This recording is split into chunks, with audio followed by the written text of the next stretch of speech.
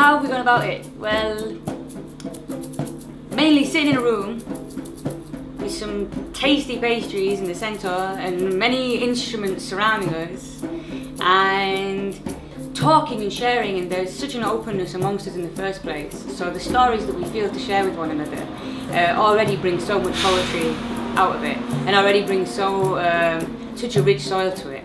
Now when you're working with such creative collaborators, not an image or a word goes wasted. You know, when you've got such keen listeners and such people who are so alive with life, nothing gets missed. So it begins with conversation, and from conversation you find music, from conversation you find poetry, from sharing of yourselves you find kind of whole worlds that we could delve into. The Roots to Inspire project is a collaboration between the University and Kirklees Council, and the idea is to connect musical artists with communities in whatever way that might happen. The idea is kind of twofold. It's to create new music through collaboration with people who may not necessarily collaborate with each other. And I think that Huddersfield is full of amazing music makers and amazing musical communities that sometimes don't know about each other and sometimes don't talk to each other. So this project hopefully will enable some of those conversations to happen. For me, it is about making that bridging of cultures happen. So I want to take the music that I've learned and practiced all my life, which is South Indian classical music, out there into the world. So I want to try it with different kinds of instrumentations, different settings. So that was my desire, to create that bridge that brought all the musicians together. To start with, I composed the story behind the piece. So this one was based on my experiences as a child traveling in India, and the burst of fireflies in the forests in rural India as the train sort of hurtled past. So to start with, I wrote down a few lyrics. I selected the raga or the mode, and then I wrote down a few lyrics and then composed the lyrics in the certain raga. So we all came together, and it is a part improvised, part rehearsed, part set piece. What's been really interesting is with this group of musicians, we're working to a sense of having a piece that has a real clear structure, but a lot of freedom to improvise within it, which we're all used to, but not with these particular people. So actually it's been really interesting to create musical structures and spaces where everybody has a voice in it, but there's an amount of fluidity in it, so there's no single leader. So it has a lot of collaborative improvisation.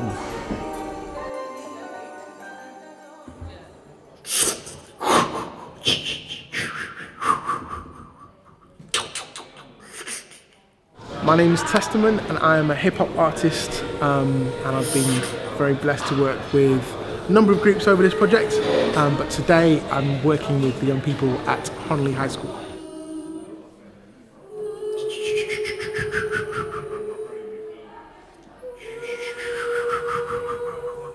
The music department gave me a real cocktail of young people, from kids who academically achieving really highly, and those who were not there yet, and all different types of behaviours and backgrounds as well. So that was a challenge, but everyone really, because it's so playful, was in the mix from quite early on. Testament, Andy's been in 3 days and created some amazing stuff with them. Fabulously high quality. It's inspired us all, including me as well, to create really imaginative and awe-inspiring work. It's one of the best things I've seen a group of children create is that in 25 years of teaching. So I'm absolutely delighted. Some people, it was definitely outside of their comfort zone. But with a bit of encouragement, and because I want to try my best, especially with young people, to try a really intuitive way in, a sort of playful way in, they got into it. There were a few moments when people sort of, were a bit overwhelmed by, especially the getting on stage and performing, or even in front of peers. But again, we were able to really build the confidence step by step, and today they just smashed it. This whole thing at the start, it definitely brought us out of our comfort zone. Yeah. None of us wanted to do it like in front of each other. And I think Not even, no. we became friends in the end. Yeah. And now we're like fine with doing it in front of like our group. I would do this. Yeah, I would do this again. Yeah.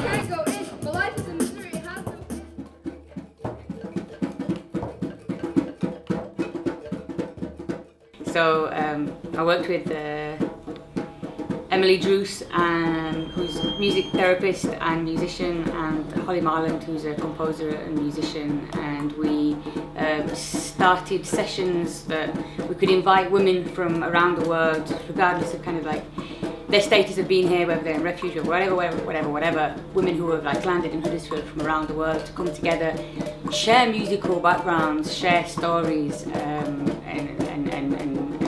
share of ourselves through sound and words. And so it'd start with the conversation with a cup of tea, and then each would grab an instrument, whatever struck their fancy. It didn't matter if you'd ever touched that kind of instrument before or not. We'd play it together, and then we would just kind of guide one another, and it was playful as much as it was structured, but the only structure I think was the sense of curiosity and opening up and sharing space with one another, and the structure was more the drive that was to see where we could go as a group. One woman who said, I feel really good because I'm in a circle with trained musicians, but I feel like I'm part of it. Not like I'm being taught something or being shown something, but I feel like I'm part of a circle, and how good it feels to be making music with people whose music I respect, you know. The response has been really positive, and I think it's ultimately been one of people surprising themselves at what they can do when they let go and create space and they feel safe.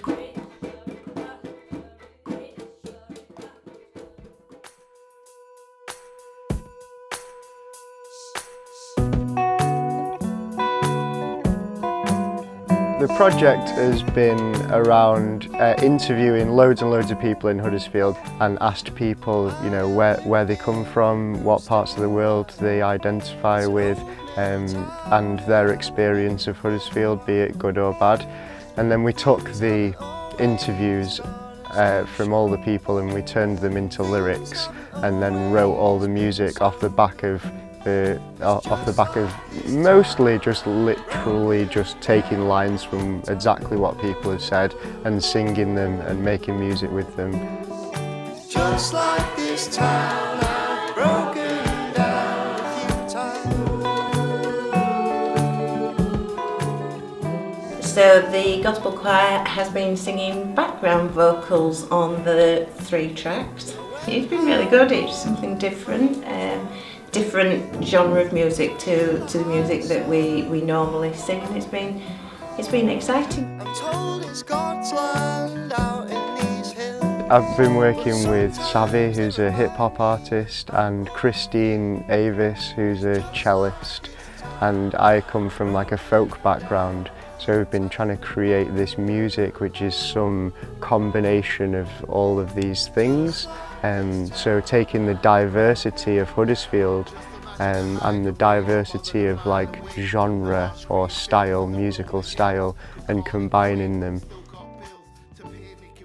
My discipline is hip hop, and I'm razor sharp on the tempo, on a beat. Everything's quite fixed. I'm beat driven, so I have to stay in a groove. Whereas Sam is a lot looser and it's more organic and kind of bridging the gap between our styles and learning a few tricks from him. Even like he makes music in different tempos, and that influence I definitely, even though we've got a certain style to these tracks, I can definitely hear the influence of the fact he plays in other time signatures and stuff like that, and his approach. So I've kind of picked his brains a little bit, and I will definitely employ that in my style of producing as I move forward.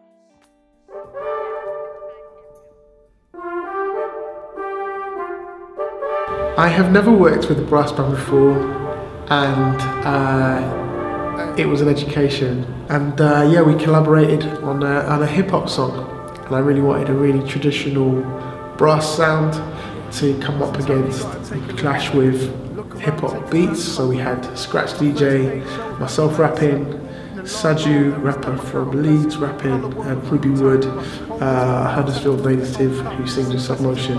So it's a real mashup of different musical traditions. Ruby sort of jazz, myself and Saju more poetry and hip hop, definitely hip hop, and then Lee Baker and the brass band. Working with Lee and his knowledge as an arranger, that's one thing, and a whole skill set which I haven't really encountered before. And writing something and giving it to Lee, and I sort of use all this MIDI brass, which sounds really awful, and then Lee sort of interpreting it into live music. I love playing with that warm, really sort of forceful, warm but forceful sort of sound. That's been really, really special, and yeah, I wish I could do it every day. It's been fantastic.